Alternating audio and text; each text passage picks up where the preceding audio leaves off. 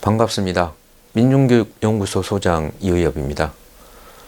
2018년 3월 15일 민중교육연구소가 개소한 이래 만 4년이 되었습니다. 지난 4년 동안 저희 연구소를 물심양면으로 지지해 주시고 후원해 주신 회원 여러분께 깊이 감사드립니다. 여러분의 성원 덕분에 연구소가 어려운 조건에서도 나날이 그리고 해마다 한 계단씩 발전하고 있습니다. 문재인 정부 4년 동안 저희 민중교육연구소는 민주에서 진보로의 전환이라는 지향과 목표를 갖고 끊임없는 연구, 교육 활동을 전개해 왔습니다. 지난 20대 대선의 결과 민주에서 진보로의 전환이 아니라 오히려 민주에서 과거 독재로의 퇴행이 이루어졌습니다. 이후 윤석열 정부하에서 저희 민중교육연구소는 더욱더 투철하고 예리한 시각과 분석으로 독재를 넘어 민주로, 민주에서 마침내 진보로의 전환을 위하여 더욱 정진하도록 하겠습니다. 앞으로도 끊임없는 지지와 성원을 부탁드리면서 여러분의 기대에 어긋남이 없는 연구소가 되도록 더욱 노력하겠습니다. 감사합니다.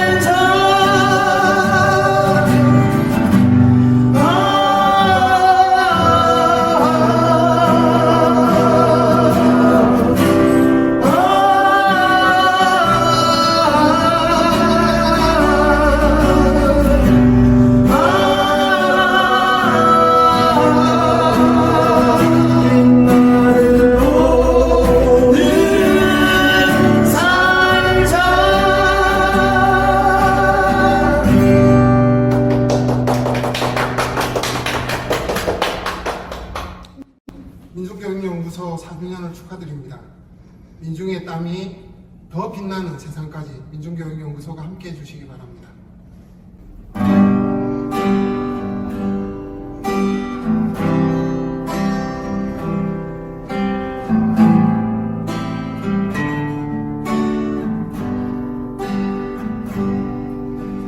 바람 불어도 눈보라쳐도 그대 당신은 내 사랑.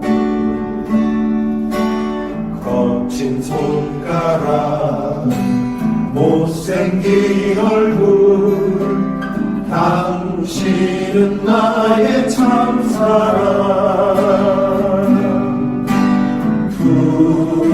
투생 속에 우린 만났죠. 야윈 얼굴 서로 보듬고 우리 새 세상 만들 때까지 우리 변치 말고 투쟁하자고. 그대가 감싸주는 내 어깨에 어린이 뜨거운 그 온기는 노동의 꿈과 희망입니다.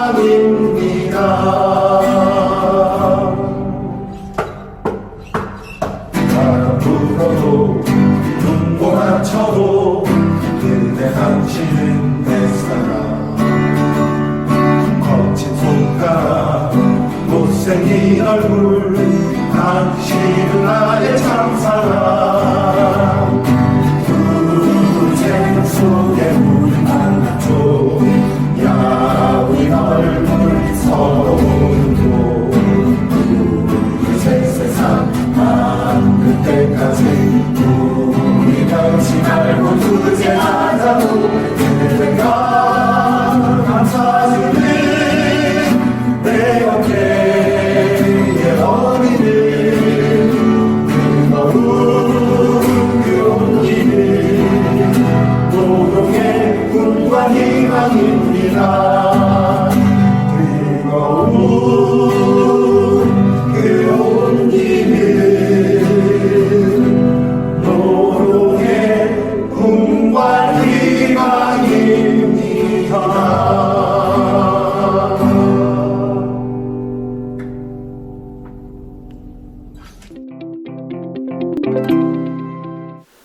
안녕하십니까. 민중교육연구소 회원 이정수입니다.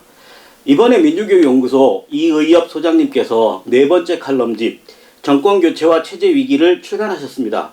이 시간은 이의엽 소장님을 모시고 직접 책에 대한 이야기를 듣기 위해서 마련했는데요. 먼저 네 번째 칼럼집을 출간하시면서 독자들에게 전달하고 싶은 동기와 주제에 대해 설명을 좀 듣고 싶습니다. 네, 반갑습니다. 이의엽입니다. 제가 연구소를 개소한 이래로 매주 월요일마다 칼럼을 쓰고 있고요. 1년치 칼럼을 모아서 단행본을 발행하고 있는데요. 연구소가 이제 개소한 지 4주년이 돼서 네 번째 책을 내게 됐습니다. 이번 네 번째 책 정권교체와 체제위기는 이전에 냈던 책 3권과 좀 구별되는 특별한 점이 있는데요. 2019년에 발간했던 첫 번째 책의 제목이 전환기의 진보운동이고 2020년에 냈던 두 번째 책의 제목은 진보의 창입니다. 지난해 냈던 책 세 번째 책의 제목이 민주에서 진보로인데요. 이전에 냈던 세 권의 책을 보시면 책 제목이 전부 진보가 포함되어 있습니다. 독재에서 민주로, 민주에서 진보로의 체제 전환이 필요하다는 그런 지향과 목표를 갖고 글을 써왔는데요. 아시다시피 지난 3월 대선에서 윤석열 후보가 당선됨으로써 체제가 교체되는 것이 아니라 정권 교체가 이루어졌고 특히 민주에서 더 진보한 방향이 아니라 과거로 퇴행하는 변화가 벌어지게 되었습니다. 그래서 이번 책의 제목은 정권 교체가 이루어졌지만 체제 위기는 더욱 격화되고 심화될 수밖에 없겠다라고 하는 문제의식이 담겨 있고요. 그래서 어떻게 민주에서 진보로의 체제 전환을 앞당기고 촉진할 것인가 하는 지향을 담은 책이라고 보시면 될 것 같습니다. 예, 안녕하십니까. 민중교육연구소 회원 김태영입니다. 매주 월요일 주간 칼럼을 발표하고 있으십니다. 주제 선정, 자료 수집, 집필 과정이 바쁘실 것 같은데요. 집필 과정을 소개 부탁드립니다. 그런 질문을 꽤 많이 받는데요. 주제 선정은 주간 단위로 칼럼을 쓰고 있기 때문에 지난 한 주 동안 있었던 주요 이슈나 의제를 골라서 그 중에서 일테면 언론이나 기성의 그런 칼럼들에서 나와 있는 것들은 가급적 제외하고 진보적 시각에서 진보운동을 지향하는, 그리고 우리 회원님들이 궁금하신 사항에 대해서 이걸 어떤 관점에서 혹은 새롭게 해석하고 바라볼 수 있는가 하는 것을 염두에 두고 주제를 선정하고요. 글을 쓸 때 가장 어려운 숙제 중에 하나가 사실은 주제를 선정하는 거거든요. 그래서 주제가 선정이 되면 그와 관련된 자료를 이제 검색하게 되는데, 가장 기본적인 것은 언론 기사인데요. 그러니까 진보적인 신문이라고 할 수 있는 한겨레 신문, 경향신문, 그 다음에 인터넷 매체이죠. 프레시안, 민중의 소리, 오마이뉴스 등을 기본적으로 검색을 하고요. 또 관련 검색어를 찾을 때 이런 시각만 보는 게 아니라 조선일보, 중앙일보, 연합뉴스와 같은 기사를 반드시 교차해서 검색하고 있습니다. 그리고 또 하나는 자료를 검색하다 보면 언론에 이제 그 인용되는 자료가 있어요. 가령 정부나 연구소에서 내는 자료를 인용하는 경우도 있고, 외신이나 외국 기관들의 자료를 인용하는 기사들이 있거든요. 그럴 경우에는 원 자료를 반드시 검색해야지만 오류를 줄일 수 있어요. 그래서 가령 통계청 자료를 언론에 인용하게 되면 통계청에 들어가서 통계청 보도자료나 그 보도자료 원문을 반드시 검색을 합니다. 그리고 외국기관이나 외신이 보도되는 경우에는 그 외신에 보도되는 기관들을 찾아서 자료를 반드시 이제 검색을 하게 되는데요. 예를 들자면 이제 주로는 우리나라 언론에 보도가 되고 있는 것은 미국에 주소를 주고 있는 연구소나 기관들이 많거든요. 그러면 대부분 지금은 이제 누리집 홈피가 다 있어요. 홈페이지 직접 들어가서 관련 자료를 검색해가지고 원문과 대조를 하게 됩니다. 왜냐하면 국제뉴스나 외신 같은 경우는 특히 우리나라 언론에는 왜곡이거나 주관적으로 부분만 편집해가지고 보도한 경우가 굉장히 많거든요. 그래서 꼭 그 자료를 검색하게 되고요. 또 하나는 이제 그 보도 자료를 또 하나 이제 교차 검색하는 방법 중에 하나는 이전에 나왔던 보도 자료와 반드시 이제 교차해서 검색을 해야지만 그 실수나 오류를 줄이고 있거든요. 그래서 지금은 구글 검색 기능이 굉장히 잘 돼 있고, 또 어떤 분들이 그런 질문을 하세요. 그러니까 외국 자료를 어떻게 그걸 보게 되느냐? 그러면 요즘은 구글 번역기가 성능이 굉장히 좋아졌습니다. 그러니까 2년 전, 3년 전만 해도 사실은 번역 기능이 굉장히 떨어졌는데 최근에는 번역 기능이 굉장히 향상이 됐어요. 그래서 영어, 독일어, 일본어, 심지어 이제 중국어 같은 경우도 기본적인 번역은 돼 있어요. 그래서 주로는 이제 영어 자료가 많기 때문에 구글 검색을 보시면 대충 기사가 알 수 있고, 또 그 오류나 이제 이 번역이 잘못되어 있는 경우는 실제로 이제 그 단어나 문장을 직접 찾아가지고 그것을 이름하죠, 이게 직역이 아니고 의역의 형태로 보고 있습니다. 그리고 또 하나 이제 글을 쓸 때 가장 이제 중요하게 생각하는 것 중에 하나가 이제 공신력인데요. 그래서 그냥 주관적 주장이 아니고 객관적 데이터에 근거해서 해석은 다를 수 있지만 데이터 자체가 왜곡되거나 또는 그것 주장을 뒷받침할 수 있는 데이터가 없어서는 안 된다는 그런 취지에서, 그러니까 사회과학적 글쓰기에서는 핵심이 그런 데이터라고 생각하거든요. 그래서 데이터를 검색하고 그것을 이제 해석하는 것이 주된 일입니다. 그래서 대체로 글을 쓰는 시간, 그러니까 검색하고, 그러니까 주제 선정 이후에 검색하고 글을 쓰는 데까지 탈구하는 데까지 한 10시간 가까이 들지 않나 싶어요.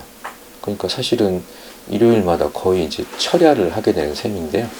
물론 그 과정이 어렵긴 하지만 제 자신에게는 사실 이제 공부에 많은 도움이 되고 있다 이렇게 말씀드릴 수 있겠습니다.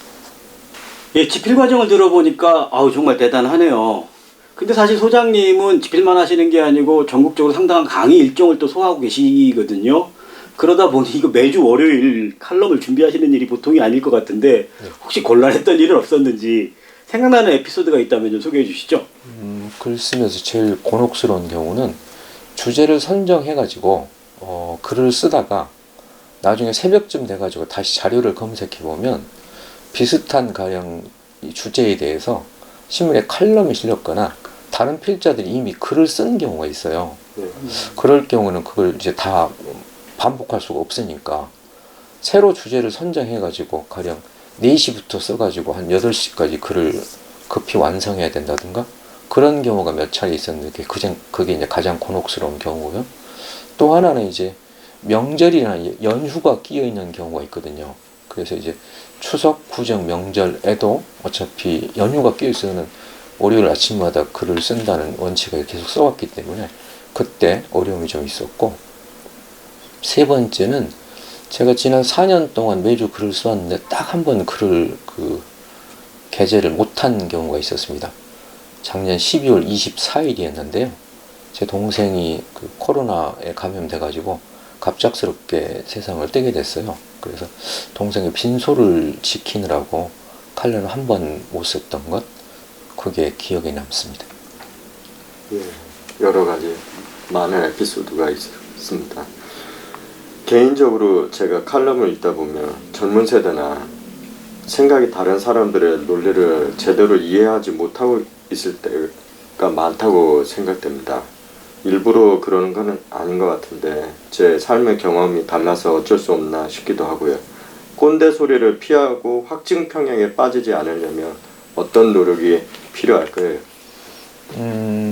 제가 4년 전에 연구소를 개소하면서 드렸던 말씀 중에 네 번째 투신이라는 표현을 썼었거든요. 그러니까 제가 대학을 가서 학생운동을 하게 됐던 것이 제 인생의 첫 번째 큰 변화였고, 두 번째는 학생운동을 마치고 이제 노동운동 하러 갔던 것, 그것이 이제 두 번째 또 존재 이전이었고, 그 다음에 노동운동을 하다가 이제 진보정당 운동에 투신하게 된 것, 그게 세 번째였고, 이제 2018년에 연구소를 개소하는 것이 네 번째다 이랬었거든요.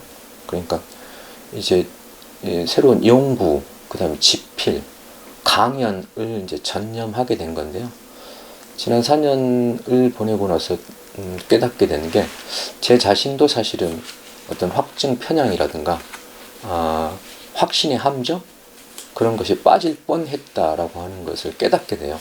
그러니까 공부라고 하는 것이, 또는 연구라고 하는 것이 이제 다름을 어떻게 이해하는가, 받아들이는가 하는 것인데, 지난 4년 동안은 이제 우리 생각만 자꾸 이제 이걸 더 세련되게 편집하는 것이 아니라 우리와 다른, 혹은 우리가 예측했고 전망했던 것과 다른 결과가 나타나고, 또는 우리의 판단이 잘못됐다고 하는 것이 드러나게 됐을 때 그것을 어떻게 이제 성찰하고 교정하는가 중요하잖아요.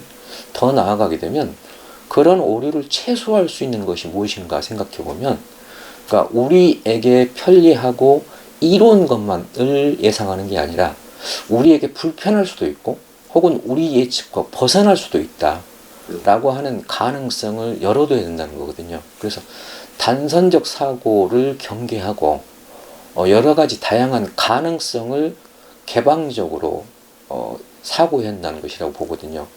예컨대 3월 9일 날 20대 대통령 선거가 있었는데, 선거 이후에 이제 소위 이제 멘붕이 왔다든가, 그러니까 이제 윤석열이 어떻게 저런 사람이 대통령이 당선될 수 있는가, 이런 도덕주의적 판단, 혹은 자신의 기대와 예측에서 벗어난 것으로부터 받는 충격들이 굉장히 컸다고 생각하거든요. 그런데 저는 상대적으로 덜 했다고 생각해요. 왜냐하면 그 가능성이 높다고 보기도 했지만 제 예측이나 판단이 어긋나거나 틀린 경우도 꽤 많았었거든요.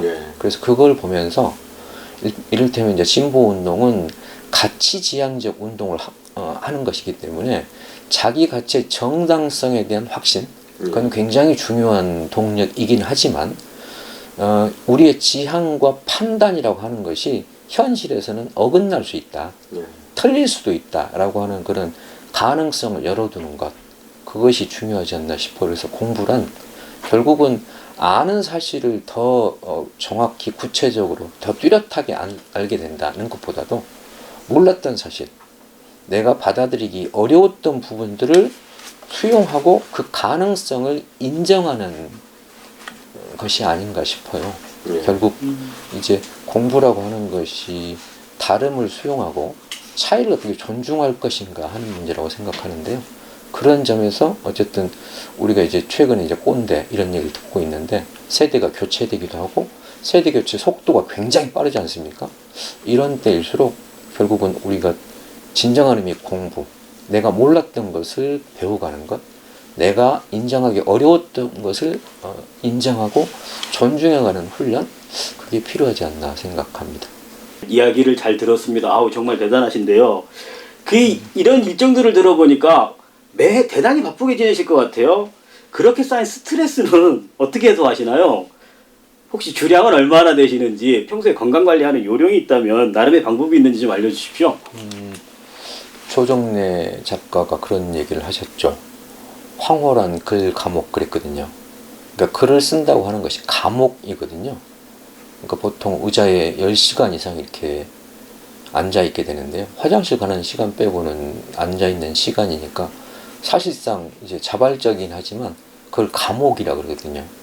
탈고가 되기 전까지는 정신적으로 전혀 자유롭지 못하기 때문에. 그런데 그 앞에 이제 황홀한 글 감옥 그런 얘기를 했어요. 그러니까 탈고하고 나서 느끼는 그런 홀가분함, 해방감, 그런 것도 있고, 또 하나는 글을 쓰는 과정이 사실은 자기 공부와 논리적인 보완의 과정이거든요. 그러니까 문제의식을 갖고 논리를 이렇게 구성해서 전개해야 되겠다 라고 해서 글을 쓰지만, 막상 집필의 과정에 들어가면 이게 모순이 있다는 것, 또 논리적으로 근거가 빈약하다는 게 드러나게 돼요. 그럼 그것들을 보완하고 하는 것이 굉장히 고통스러운 과정이긴 한데, 어쨌든 그것이 그렇죠. 글 쓰는 사람이나 뭐 예술인도 마찬가지겠는데, 어떤 작품이 나왔을 때 최고의 만족감을 느끼는 경우는 없어요. 늘 미진하고 또 더 고치고 손보고 싶은 경우가 있는데, 그럼에도 불구하고 그 결과물이 나왔을 때 느끼는 어떤 해방감, 그게 있죠. 그래서 글 감옥이긴 하지만, 감옥이란 곧 사실은 이제 해방의 기쁨을 전제하고 있는 것이라서 그렇다고 생각하고요. 또 하나는 제가 이제 4년 전에 연구소 개소하면서 그런 얘기를 했었는데, 대학을 갈 때 원래 공부하러 왔었는데, 이제 학생 운동을 하면서 공부를 그만하고 이제 현실에 실천 운동을 하겠다라고 해서 오히려 공부와는 거리를 두고 했죠. 왜냐하면 지식인들의 관념성 이런 것들을 비판하는 시기였기 때문에. 그런데 그걸 제가 한 40년 가까이 이제 학생운동, 노동운동, 진보정당운동 등을 한 끝에 지금까지 활동해 왔던 것들을 이걸 좀 일반화하고 종합할 필요가 있겠다 해서 이제 이 연구 사업을 하게 된 건데요. 그래서 어떤 의미에서는 제 지난 그 40년 활동에 대한 제 개인적인 결산이자 새로운 어떤 인생의 새로운 단계의 모색을 위한 그런 정비와 보완, 준비의 시간이라는 점에서 이 일 자체가 사실은 저한테는 꼭 필요하기도 하고 좋은 거라고 봐요. 그러니까 마지못해서 하는 일이 아니고 저에게 꼭 필요한 일을 하고 있다는 것, 그리고 진보운동에 어쨌든 유익하고 도움이 되는 일을 하고 있다는 것, 그것이 저한테는 보람이고, 가령 특별히 무슨 이 스트레스가 쌓인다고 하는 것이 내가 마지못해서 하는 일을 하게 되면 이 일과 다른 일을 해야 되거든요. 가령 직장이라고 하는 것이 단지 돈 버는 것에 불과하게 되면, 자아를 실현하게 되면 다른 취미 생활을 하게 되잖아요. 저는 제가 하고 있는 일이 제가 하고 싶어서 하는 일이기 때문에 거기서 생긴 특별한 어떤 스트레스를 풀기 위해서 다른 일을 찾거나 그러지는 않은 것 같습니다. 그럼 소장님이 매년 발간되는 이 칼럼집의 제목만 보더라도 한국 사회가 급변하고 있다는 걸 느낄 수 있습니다. 2022년 진보를 꿈꾸는 사람들이 어떤 준비나 자세가 필요하다고 생각되십니까? 2022년은 여느 해와 달리 굉장히 특별하다고 봐요. 그러니까 저희 이제 연구소도 마찬가지고 제가 하는 일도 마찬가지라고 생각하는데요. 지난 4년은 어떤 시기였는가 하면 촛불 항쟁으로 들어선 문재인 정부와의 4년이었거든요. 그러니까 말하자면 가령 뭐 표현의 자유가 완전하지는 않지만 대부분 이제 허용돼 있었고, 항쟁의 여파 위에서 지난 4년을 더 길게 보면 이제 문재인 정부 5년이니까 제가 연구소가 한 4년은 그런 시기였거든요. 반면에 2022년 5월 10일 이제 윤석열 정부가 들어선 이후에 펼쳐지게 될 세상, 우리가 살아가야 될 정세는 이전과는 다르다고 생각하거든요. 물론 이명박 박근혜 시대를 겪었던 분들, 그리고 더 나아가면 뭐 40년 전 전두환 노태우 체제를 겪었던 분들에게는 뭐 아주 그냥 낯설거나 그런 건 아니라고 생각하는데, 지난 4년과 앞으로 이제 펼쳐지게 될 윤석열 정부 5년은 전혀 다르다고 생각하거든요. 그래서 우리가 이제 해왔던 일이 지향과 목표는 같다 하더라도 그런 지향과 목표에 맞는 활동을 어떤 방식으로, 그러니까 방법, 수단, 형태는 달라질 수밖에 없다고 생각하거든요. 그래서 지금 정말 그 필요한 건 뭐냐면 그 지난 4년 동안의 어떤 관성, 안일함, 그런 것으로부터 빨리 벗어나는 것이라고 생각하거든요. 이전과는 달라졌다는 것. 예를 들면 겨울에서 봄으로 바뀌면 계절에 맞게 옷차림이 바뀌어야 되고 우리의 생활 패턴이 바뀌어야 하잖아요. 그런 변화가 꼭 필요하겠다는 것 하나 말씀드리고요. 두 번째는 그렇다고 해서 이걸 너무 부정적으로 비관적으로 보실 필요가 없겠다는 생각을 꼭 말씀드리고 싶어요. 그러니까 정권 교체 이후에 그런 것 때문에 이제 굉장히 힘들어하신 분들이 계신데, 우리가 봐야 될 것은 객관적으로 어떤 정권이 들어섰는가 하는 것도 중요하지만 우리 주체가 어떤 것인가를 보는 것이 더 중요하다고 생각하거든요. 예를 들자면 가령 이제 윤석열 정부가 취임 전부터 이제 그 집무실 이전 가지고 논란이 생기면서 취임덕이라는 그런 신조어가 생기고 있어요. 취임 전 레임덕이다 라고 하는 건데, 그러면서 탄핵 얘기가 나오고 있는 것은 이건 굉장히 이례적인 거거든요. 근데 이런 얘기가 스스럼 없이 혹은 자연스럽게 나오고 있는 것이, 우리가 사실은 5년 전에 박근혜 전 대통령을 탄핵을 했었잖아요. 그 얘기는 역사의 순리에 어긋나거나 역행하는 방향으로 가게 되면 그것을 허용하지 않는다고 하는 것이 지난날과 다른 우리 대한민국 이제 진보운동, 민중의 현실이라고 생각하거든요. 그런 점에서 보면 절대로 그 객관적 조건이 조금 달라졌다고 해서 비관하거나 그걸 패배적으로 볼 것이 아니다. 그러니까 주체가 지난날의 우리가 아니라는 것. 그러니까 독재 정권이나 역사의 순리에 이제 반하게 되면 그것을 임기 안에도 탄핵을 할 수 있다고 하는 것을 우리 스스로 이제 체험을 했잖아요. 그런 점에서 절대로 그걸 비관하거나 부정적으로만 볼 일은 아닌 것 같다. 그런 역사적 전망을 갖는 것이 필요하지 않겠나. 그러니까 요약하면 관성으로 또 빨리 벗어나야 된다는 것이 한편이고, 다른 한편으로는 그것을 지난날과 다른 우리의 주체 역량의 발전, 이것을 주되게 본다면 역사적 전망을 그렇게 비관하거나 부정적으로 볼 필요는 없지 않겠나 생각합니다. 예, 이것으로 민중교육연구소 이희엽 소장님의 네 번째 칼럼집 정권교체와 체제위기 북콘서트를 마무리하도록 하겠습니다. 여러분 감사합니다.